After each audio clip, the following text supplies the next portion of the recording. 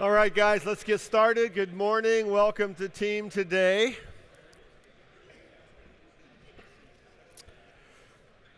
Got just a couple of announcements before we get started. Actually, first was just a question I have because I was chatting with some guys. You know, everybody knows about Cubs and the Indians right now, but I'm just kind of curious.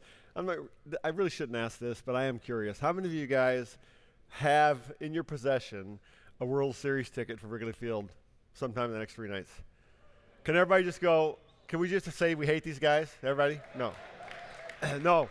Congratulations. I mean, we were looking, my boys are just are huge Cubs fans, and my oldest was trying to find some way to get into Wrigley Field. And I mean, he was going to buy a standing room only ticket for like $2,200. That's like 50% of his net worth, you know. And so I talked him out of that basically. And he found a ticket for $700 in Cleveland. So he drove all the way to Cleveland to watch Game 1 with a buddy of his. It turned out to be a lousy game for the Cubs, but he had a blast going there. So I did see down in a couple of my boys are going to try to go down to Wrigleyville area on Sunday night just to hang out in that area. And I saw in the paper yesterday that the restaurants and bars in the area are charging up to $250 cover charge just to walk in. $50 an hour for a table all day long. So I just showed them that to make sure you can spend as much money there as you're going to spend going to the game. Anyway, exciting time in Chicago to see what happens. Maybe there's 3 games left. Maybe there's 5 games left. We'll see, right? We talked about Shoes for Haiti, Schools for Haiti, this project that Bob Miller, team guys involved with. There's something on your table. What we decided to do was have a collection day on November the 18th. Do we have that slide up there, Randall? We're going to collect shoes at home, used shoes and all that. You know, you can go home, tell your wife, say, honey, you know, I got like 400 pairs of shoes I can get rid of. You might have a couple, so put them in a bag and bring them on November the 18th. Don't bring them here before then, but just bring them all in a garbage bag or something on November the 18th. We'll stack them up by table. We'll see which table wins whatever prize we come up with to give that table. So it's a fun thing, fun way to support a worthwhile cause down in Haiti. So again, November 18th, that's the last Friday before Thanksgiving. We'll collect the shoes. We'll remind you of that from emails and in the next few weeks. We do have a couple congratulations to give today. First of all, team guy Scott Salvati is the new alderman of Batavius. I asked him what we needed to call him now. He just said, your eminence is fine, you know, so we'll call him that. And then secondly, Bill Wolford has been table 15 leader for like 400 years. Bill is retiring. He's moving to South Carolina, and this is his last day at team. So let's thank Bill for all the years of service. One of our most faithful leaders.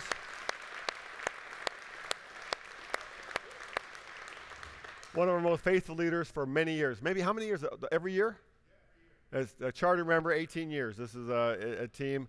In fact, you know, he had hair back when he first started coming and all that stuff, so you knew that was coming, right?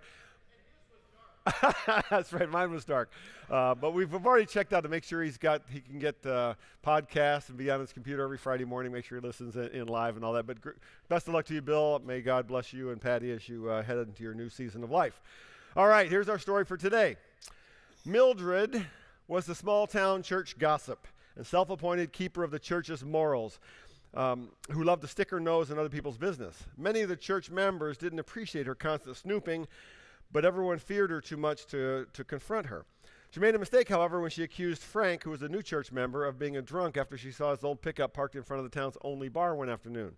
At church the next Sunday, she told everyone she could, including Frank, that everyone who sees your truck there, parked there, would know what he was doing. Frank, however, was a man of few words. He just stared at Mildred for a few moments, turned and walked away without saying anything, didn't explain, didn't defend or deny. He said nothing. Later that same Sunday evening, Frank quietly drove his pickup truck to Mildred's house, parked it there, walked home, and left it there all night.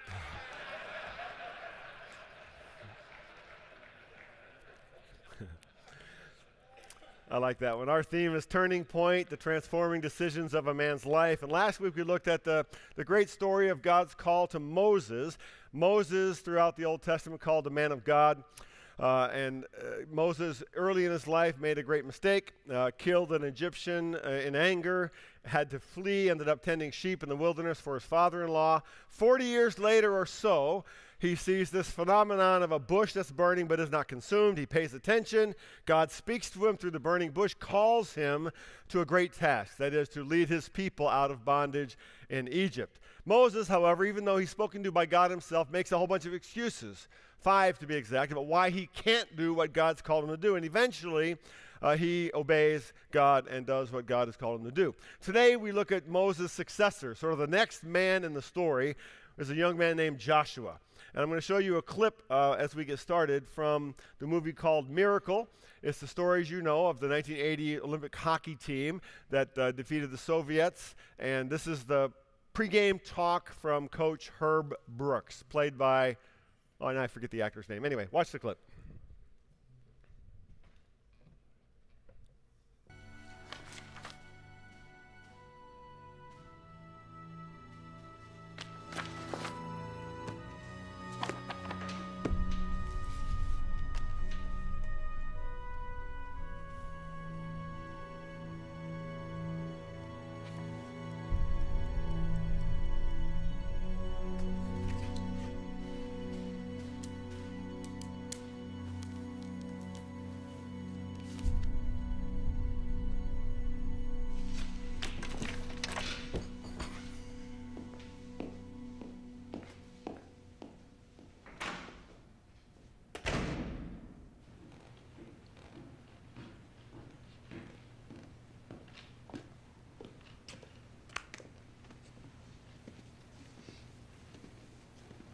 Nice pants.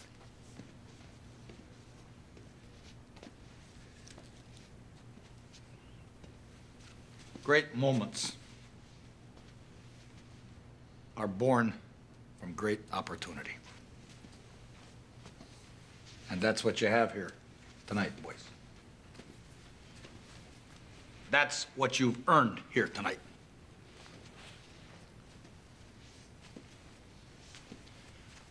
One game. If we played them 10 times, they might win 9. But not this game. Not tonight. Tonight, we skate with them. Tonight, we stay with them. And we shut them down because we can.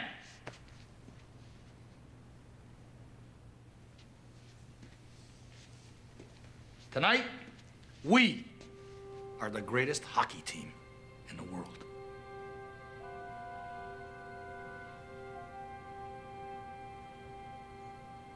You were born to be hockey players. Every one of you. And you were meant to be here tonight.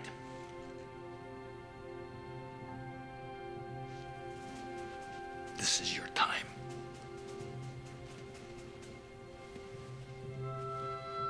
Their time is done. It's over. I'm sick and tired of hearing about what a great hockey team the Soviets have. Screw them. This is your time. Now go out there and take it. One of the great movie speeches of all time. You remember most of you who were alive at that time can remember that game, 1980. They did beat the Soviets that night, and it was the semifinal game. We often forget it was the semifinal game, not the gold medal game. They still had to go out and beat Sweden, which they did. But a couple of things in that clip when he says, great moments are born from great opportunity, and then he says, this is your time. This is your time. And by the way, the guy who played Jim Craig, the goalie in the movie, went to my high school, so got that going for me. But this is your time. And that's the theme we see here in Joshua chapter 1. Let me read this text to you. It's in your booklet. After the death of Moses, the servant of the Lord said to Joshua, son of Nun, Moses' aide, Moses, my servant, is dead. Now then, you and all these people get ready to cross the Jordan River into the land I'm about to give them to the Israelites. Now, stop right there. Joshua here is a younger man. He's been Moses' aide. We don't really know what that was like, although there are hints in the story, but Joshua has not been the identified leader. Moses is dead now. God turns to Joshua and says, you're going to follow in the footsteps of Moses. The Moses who is called the man of God. Moses, the servant of the Lord. You're going to follow him as leader. I mean, this is like being president after George Washington. This is like being president after Abraham Lincoln. Like being the coach after Vince Lombardi. But God says some amazing things to Joshua. Verse 3, I will give you every place where you set your foot, as I promised Moses. Your territory will extend from the desert to Lebanon, from the great river, the Euphrates, all the Hittite country to the Mediterranean Sea in the west. No one will be able to stand against you all the days of your life. As I was with Moses, so I will be with you. I will never leave you nor forsake you. Be strong and courageous. Notice that. I want you to pay attention to that phrase or circle it. God has just said, no one will stand against you your whole life. I will be with you. Then he says, be strong and courageous. That's curious to me. Why would Joshua need to be strong and courageous if God already promised to give him everything for his whole life? Point of interest. Because you will lead these people to inherit the land I swore to their ancestors to give them. Be strong and very courageous. There it is again. Be careful to obey all the law my servant Moses gave you. Do not turn from it to the right or to the left, that you may be successful wherever you go. Keep this book of the law always on your lips. Meditate on it day and night, so that you may be careful to do everything written in it. Then you will be prosperous and successful. Have I not commanded you? Be strong and courageous. The third time he says that. Do not be afraid. Do not be discouraged, for the Lord your God will be with you wherever you go. So Joshua ordered the officers of the people. Let me pause there. What did Moses do when God told him what he wanted them to do? Go to Pharaoh and tell him to let my people go. Moses did what? But I think you got the wrong guy. Notice, the next line after God tells Joshua he's going to be the next leader is, so Joshua ordered. No hesitation, no excuses. And I wonder right here, I wonder if Moses had taken time with young Joshua to share his story with him. I wonder if Moses, in the quiet moments of the night, sitting around the campfire, whatever, said, hey, young man, let me tell you my story. When God Almighty spoke to me, I hesitated. I was afraid. When he speaks to you, which he will someday, you'll be ready. I don't know. Maybe. Maybe it was an older man mentoring a younger man, but we just know that Joshua was prepared, and so when God called, he answered. God says, go through the camp and tell the people, get your provisions ready. 3 days from now, you will cross the Jordan here to go in and take possession of the land the Lord your God is giving you for your own. And then it goes on. So let's set the stage. Moses, as we know, eventually said yes to God's call. He eventually went to Pharaoh, demanded that he let his people go. Pharaoh refused, of course. God sent the plagues on Egypt until Pharaoh agreed to let them go. And that leads to the story of the Exodus. In Passover is embedded in there, all these things that we now remember looking backward in the biblical history. Once the Israelites left, Pharaoh changed his mind, tried to chase them down. That brings us to the story of the crossing of the Red Sea. When the sea opened up, people went across, it closed in on the Egyptians. So Moses then leads the people through the desert for 40 years, and lots of stories happening around there, lots of reasons why they remain in the desert for 40 years without entering the promised land. Now, however, they're right on the brink of the promised land. They're right on the brink of the land God had promised to them, and Moses, their leader, dies. What now? He's the only leader most of these people have ever known. He was Moses, the servant of the Lord. Moses, the man of God. This is the guy who brought the 10 Commandments down from the mountain, the 10 Commandments of God to his people, the law itself. God says to the young man Joshua, this is your time. This is your time. This is what you were born to do. This is the turning point of his life. No longer in the shadow of Moses, no longer just an aide, no longer on the shirt tails of a great man, now called to lead. The weight of leadership falls on his shoulders. It's his time. Will he accept the challenge or will he shrink away? First thing we see is Joshua is called to lead.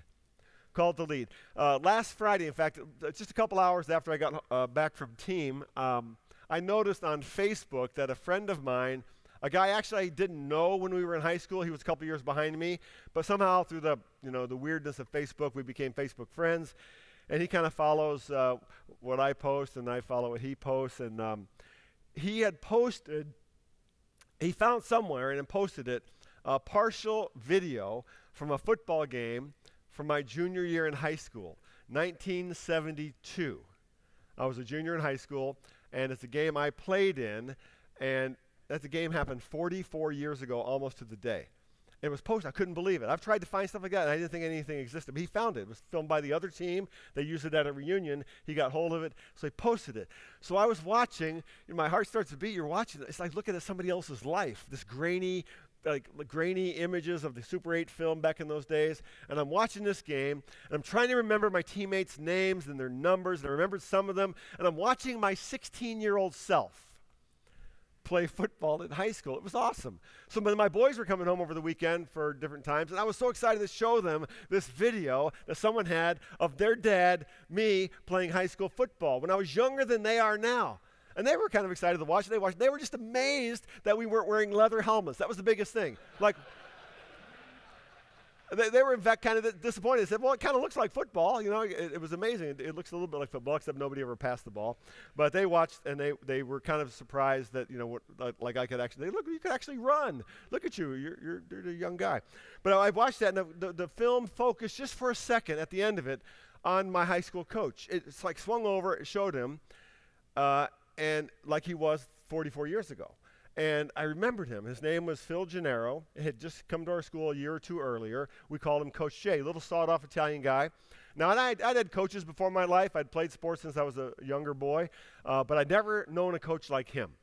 He had swagger. He had this cocky sort of confidence. He was tough as nails, and he was intense. I'd never been around anybody like this guy, and I was terrified of Coach J. But even though he was the football coach, even though I was pretty frightened of him, and even though he knew that even though I was a multiple sport athlete, I loved basketball more than football, he knew that, he started meeting me over lunchtimes. I don't remember exactly how it happened, but he told me to meet him in the gym at lunchtime, and we played one-on-one basketball. And he was only about this tall, but he was tough, and he was physical, and he was older than me, and he just beat the crap out of me when we played one-on-one. And he did so because I was a skinny sophomore, junior, and I wasn't very aggressive, and he would just talk trash, and he'd play me for $1 a point every lunch hour for days. He'd meet me there. And it was somehow during that time that I went from fearing Coach J. I still respected him, but I started to love Coach J. Because I figured out slowly that he cared enough to give up his one free period as a teacher during the day to play basketball with this young kid because he wanted to teach me something about competition. I learned something important about leadership by watching Coach J. What is leadership? What does it take to lead? We all know, I think, there are basically two kinds of leadership in the world. First, there is what I call positional leadership. This is leadership that relies on position, power, titles, and leverage. This is the leader says, you'll do this because I'm the boss, I'm the coach, and if you don't do it, I'll fire you or I'll bench you. It's leadership based on leverage and power and position. But the second kind of leadership is what I call relational leadership. This is leadership that relies on influence, on vision, on passion, on relationships. This is the boss or the coach who says, I want you to do this, and then you end up doing it with all your heart because you trust that boss or that leader, and you believe that he or she cares. It's a different kind of leadership. True leadership, you see, is not just power. True leadership isn't just position and authority. It's about influence. It's about followers. Because if no one's following you, you're just going for a walk. You're not leading anybody, right? And in order for people to follow, you need vision, a plan, but most of all, you need to inspire trust and even love. If you watch this World Series, you watch the interviews with these players, the players for the Indians and the Cubs all almost universally say about their manager, we love playing for him. We love playing for this guy. Because those two guys, Terry Francona and Joe Maddon, have a way of leading that makes the players all feel like he's got their back. And they play freer, and they play with just as much passion than the guy who is hammering on them and forcing them to play and all that. Interesting view of leadership. My definition of leadership is that leadership is the journey between vision and destination. Leadership is a journey between an idea and an execution of that idea. Coach Brooks says, this is your time. He says, tonight we are the greatest hockey team in the world. That's the vision. And he's taking them on this journey. So then leadership is helping a group of people get from here to there for a purpose bigger than themselves. leadership. Back to God's call on Joshua, we see all these things. Verse 2, Moses, my servant, is dead. Now then you and all these people, they might have been 1 million or 2 million strong at that time, the people of Israel, get ready to cross the Jordan River into the land I'm about to give them to the Israelites. Be strong and courageous, because you will lead these people to inherit the land I swore to their ancestors to give them. There it is. God's call to Joshua to lead. Lead these people to that land. Lead these people on this journey from here, where they've been for 40 years, to a better place across the river to where I want to take them. Your job is to lead them from here to there. Simple enough. But we have to understand that Joshua was not only called to lead, he was called also to do a hard job. Called to do a hard job. Most of you know I was gone for 3 weeks because my wife and I took a trip to Europe, sort of a sabbatical trip for 15 days. It felt like we were gone for like 2 months, but it was an awesome time. We spent 4 nights in Paris, and one of those days, and I insisted on this, my wife was uncertain at the beginning, but I insisted on, we took a side trip to Normandy. It was about a 3-hour van ride or so to get to the beaches of Normandy, because I'm just interested in history, and I just wanted to see, I've seen pictures, but I wanted to see that area of the world and learn more about what happened back in 1944. So we were standing there on the beaches and going to the museum and so forth, and the D-Day invasion, as you know, was called Operation Overlord. It involved the largest amphibious landing in military history. The Allies attacked a 50-mile stretch of beach. I didn't realize it was that long, but 50-mile stretch of beach on the coast of France. One of the key elements of that attack, and this is something I was foggy on, didn't really know, was an area called Pont du Hoc. And look at this image. That I took this picture standing on, oops, nope, go back to the first one.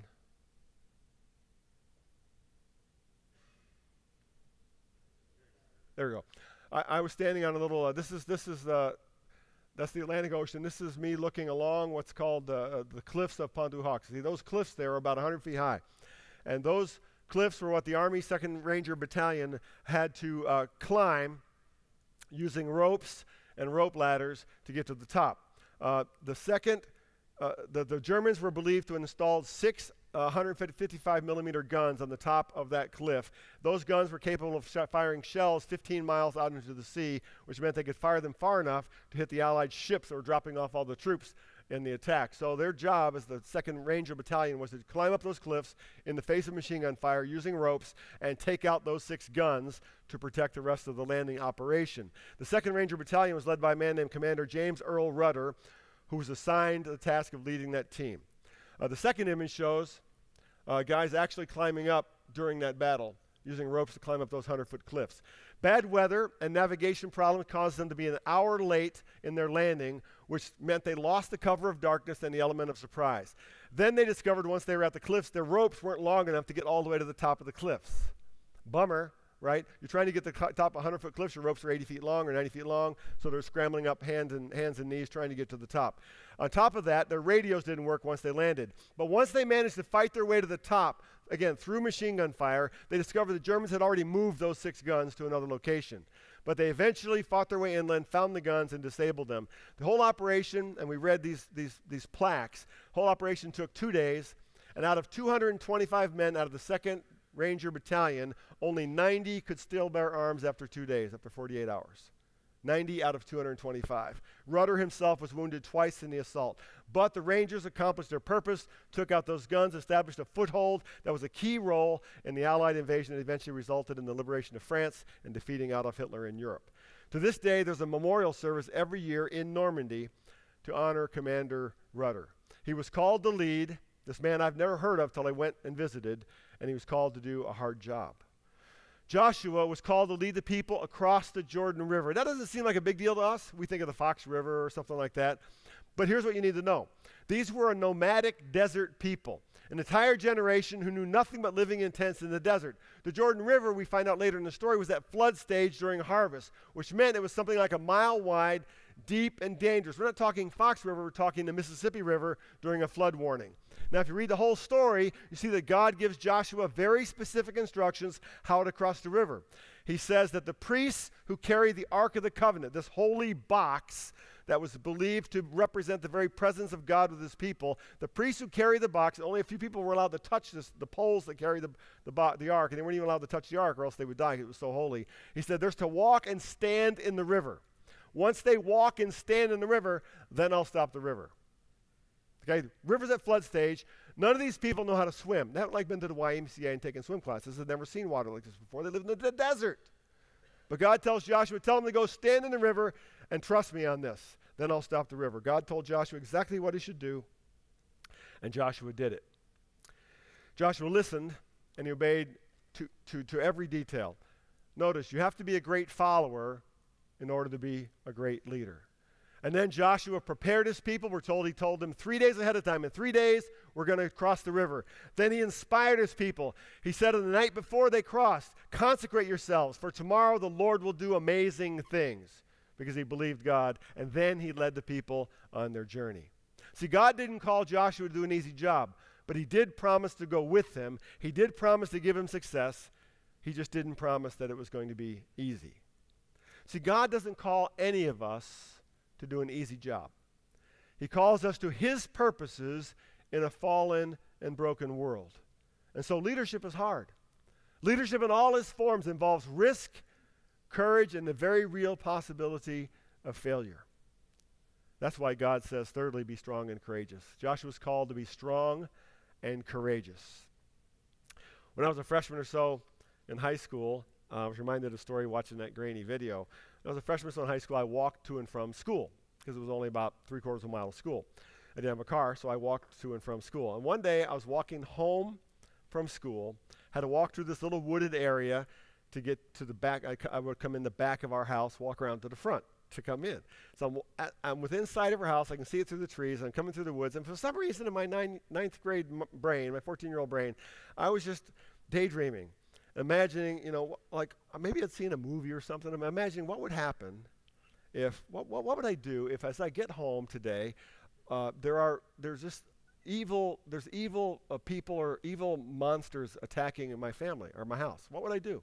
That was in my head. What would I do? And that was in my mind. I imagined being heroic. I would fight them off. I would defend my family. I would save my family from destruction. I'm thinking that as I walk through the woods, coming to the back of my house. Like, exactly what was in my mind. And I walked down and walk around my house. Little did I know that my father was already home from work. He usually wasn't home at that time.